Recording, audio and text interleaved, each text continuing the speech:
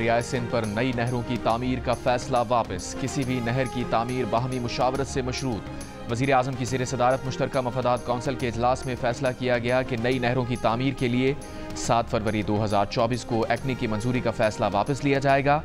इरसा के 17 जनवरी 2024 के इजलास में पानी की दस्तियाबी का सर्टिफिकेट वापस लिया जाएगा। एलामी में कहा गया है कि मुश्तरका मफादात कौंसिल की बाहमी मंजूरी के बगैर कोई नया नहर मंसूबा शुरू नहीं किया जाएगा। तमाम सूबों के दरमियान मुफाहमत के बगैर वफाक हुकूमत इस सिलसिले में मजीद पेशरफ्त नहीं करेगी। इजलास के बाद मीडिया से गुफ्तगू में वज़ीर आला सिंध मुराद अली शाह ने कहा कि कैनाल मंसूबे से मुताल्लिक़ मामला अब हल हो गया है। जब तक इत्तफ़ाक़ राय नहीं होता कोई नहर नहीं बनाई जाएगी। नफरतें फैलाने वाले नाकाम हो चुके। वज़ीर आला खैबर पख्तूनख्वा अली अमीन गंडापुर ने कहा मसाइल को मुफाहमत से हल करने का फैसला किया गया है। नहरों की तामीर के मसले पर टेक्निकल कमेटी बनाकर आगे का लाहे अमल बनाया जाएगा।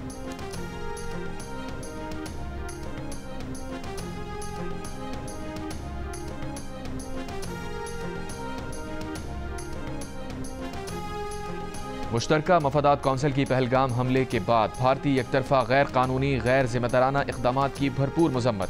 सूबाई वज़राए आला का भारतीय इक़दामात के खिलाफ वफाकी हुकूमत के शाना बशाना खड़ा रहने का अज़्म।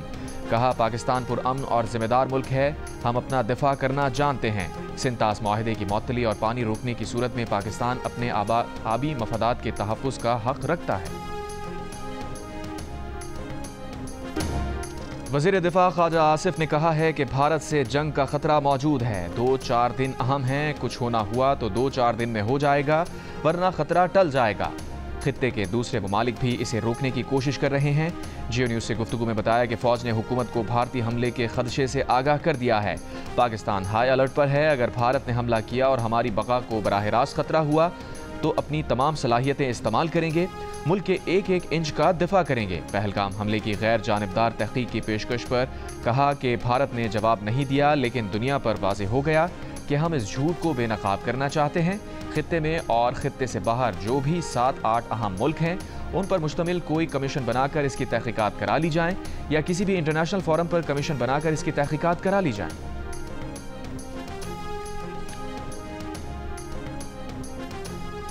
सबूत ना होने के बावजूद भारत पाकिस्तान के खिलाफ फौजी कार्रवाई के बहाने ढूंढ रहा है। अमरीकी अखबार न्यूयॉर्क टाइम्स के मुताबिक भारत के पास पहलगाम हमले में पाकिस्तान के मुलविस होने का कोई सबूत नहीं।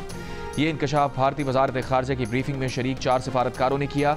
अमरीकी अखबार ने कहा कि नई दिल्ली में भारतीय सिफारती मिशंस को दी गई ब्रीफिंग में तकनीकी इंटेलिजेंस की बुनियाद पर पहलगाम हमला करने वालों को पाकिस्तान से जोड़ने की कोशिश की गई है। सफ़ीरों और तजियाकारों का कहना है कि या तो भारत को पहलगाम हमले की मालूमात हासिल करने के लिए मजीद वक्त दरकार है, या फिर वो ये समझता है कि मौजूदा आलमी हालात में उसे अपने किसी इक़दाम का जवाब पेश करने की ज़रूरत ही नहीं है। अमरीकी अखबार का यह भी कहना है कि पाकिस्तान और भारत के तनाज़े में अमरीका या दीगर आलमी ताकतों के असरअंदाज होने का इम्कान भी कम है।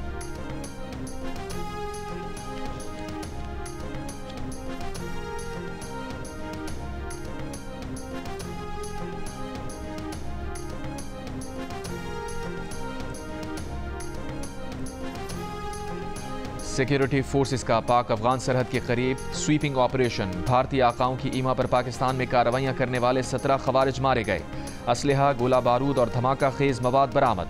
ISPR के मुताबिक सिक्योरिटी फोर्सेस ने गुज़िश्ता रोज़ होने वाले ऑपरेशन के फॉलोअप में यह ऑपरेशन किया।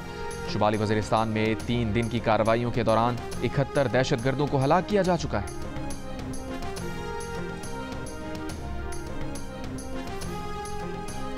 भारतीय धमकियों के जवाब में हुकूमत और PTI एक सफ़े पर आ गई। सेनेट में भारतीय इक़दामात की भरपूर मजम्मत। हुकूमत से ऑल पार्टीज कॉन्फ्रेंस बुलाने का मुतालबा। अपोजिशन लीडर शिबली फराज ने कहा पाकिस्तान के दिफा के लिए हम एक हैं।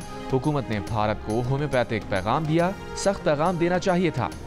सेनेटर इरफान सिद्दीकी ने कहा कि आलमी बरादरी ने भारत के झूठ का साथ नहीं दिया। पहलगाम हमले में लगता है FIR पहले कटी, हमला बाद में हुआ। PTI के सेनेटर अली जफर बोले लोग इस ड्रामे का स्क्रिप्ट जानते हैं।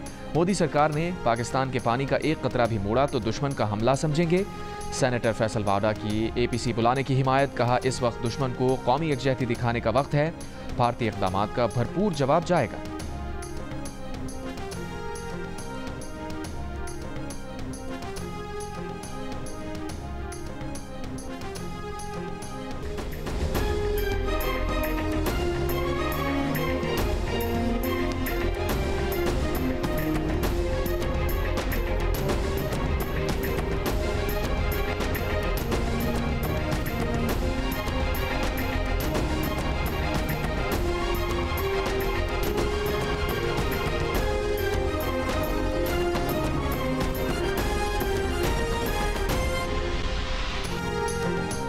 डिजिटल और सोशल मीडिया पर दुनिया भर में सबसे ज्यादा देखे जाने वाले मकबूल तरीन पाकिस्तानी न्यूज चैनल जियो न्यूज को भारतीय हुकूमत ने अपने मुल्क में बंद कर दिया है। साथ ही भारतीय हुकूमत ने जियो ग्रुप के 2 मजीद चैनल्स हंसना बना है और जियो सुपर को भी डिजिटल और सोशल मीडिया पर बंद कर दिया है। उनके साथ पाकिस्तान के 16 चैनल्स भारतीय हुकूमत ने बंद कर दिए।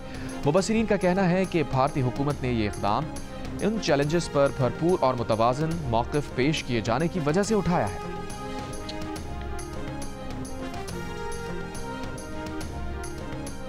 अपोजिशन लीडर उमर अयूब ने कहा है कि पीपल्स पार्टी आसिफ जरदारी और बिलावल भुट्टो ने सिंध के साथ गद्दारी की है। आसिफ जरदारी ने सिंध का पानी बेचा है।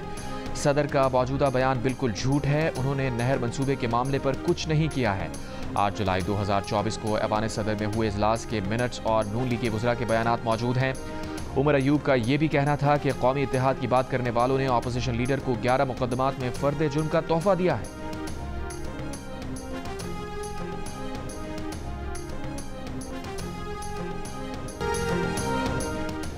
दरियाए सिंध पर नहरों की तामीर का फैसला वापस लिए जाने की खबर मिलते ही मंसूबे के खिलाफ खैरपुर बबरलो बाईपास पर धरने के शुरका का जश्न।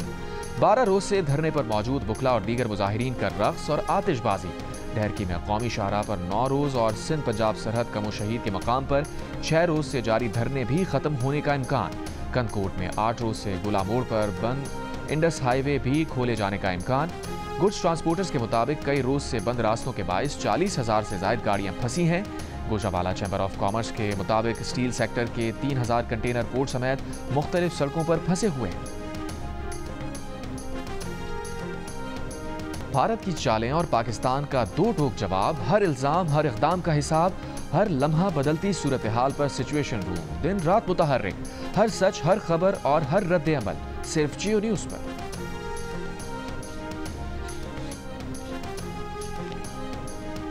कनाडा के पार्लिमानी इंतखाबात के लिए वोटिंग जारी। सुबह 9 बजे से रात 9 बजे तक शहरी अपना हक राय दही इस्तेमाल करेंगे।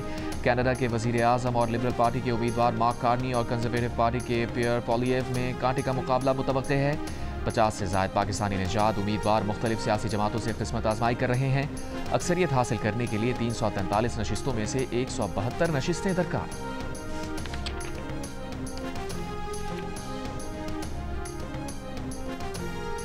स्पेन और पुर्तगाल में बिजली का बड़ा ब्रेकडाउन, हवाई अड्डे मेट्रो ट्रेन्स का ऑपरेशन मुअत्तल। स्पेन में हंगामी हालत नाफिज, दोनों ममालिक में मुतादिद परवाजें मुतासिर। मीडिया रिपोर्ट्स के मुताबिक बिजली का ब्रेकडाउन यूरोपीय यूनियन के मुश्तरका नेटवर्क में फनी खराबी के बायस हुआ। फ्रांस के जनूबी इलाकों में भी बिजली का ब्रेकडाउन। सूरत हाल के जायजे के लिए हिस्पानी हुकूमत ने काबीना का हंगामी इजलास बुला लिया।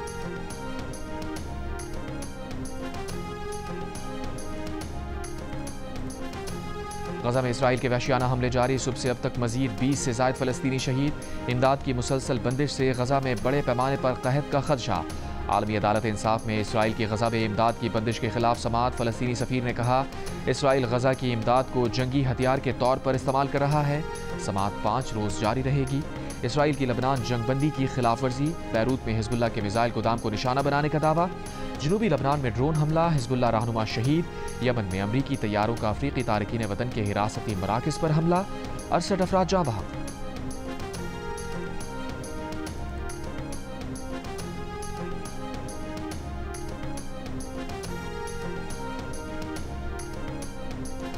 ईरान के शहर बंदर अब्बास की शहीद रजाई पोर्ट पर धमाके में अमवात की तादाद 65 हो गई। ईरानी हुक्काम ने धमाके की वजह गफलत करार दे दी। ईरानी वजीर दाखिला इस्कंदर मोमिनी का कहना है कि धमाका कोताहियों, हिफाजती एहतियाती तदाबीर पर अमल न करने और गफलत की वजह से हुआ। मुजरिमों की शनाख्त करके उन्हें तलब कर लिया गया है। शहीद रजाई पोर्ट पर हफ्ते को हुए धमाके में 1200 से ज्यादा अफराद जख्मी हुए।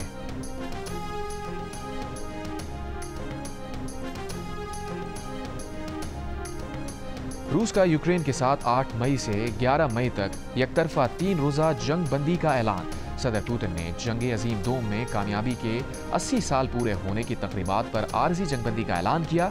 रूस में 10 मई को जंग अजीम दोम में नाजियों के खिलाफ फतह की तकरीब होगी। तकरीब में चीन के सदर शी जिनपिंग समेत कई सरबराहान मुमलिकत शरीक होंगे। HPL PSL 10 में आज कोयटा ग्लेडिएटर्स और मुल्तान सुल्तान्स मद्दे मुकाबिल होंगे। मुल्तान सुल्तान्स को प्ले ऑफ मरहले तक रसाई के लिए अब अपने तमाम मैचेस जीतना लाजिम। पॉइंट्स टेबल पर मुल्तान का आखिरी नंबर, लेकिन रन्स बनाने में उसके कप्तान मोहम्मद रिजवान 302 रन बनाकर सबसे ऊपर हैं। बॉलर्स में कराची किंग्स के हसन अली का 13 विकेटों के साथ पहला नंबर। पॉइंट्स टेबल पर इस्लामाबाद यूनाइटेड 5 मैचेस में 10 पॉइंट्स के साथ टॉप पर है। लाहौर कलंदर्स, क्वेटा ग्लैडिएटर्स और कराची किंग्स के 6-6 पॉइंट्स हैं। पेशावर ज़ल्मी ने 4 और मुल्तान सुल्तान्स ने सिर्फ 2 पॉइंट्स हासिल की।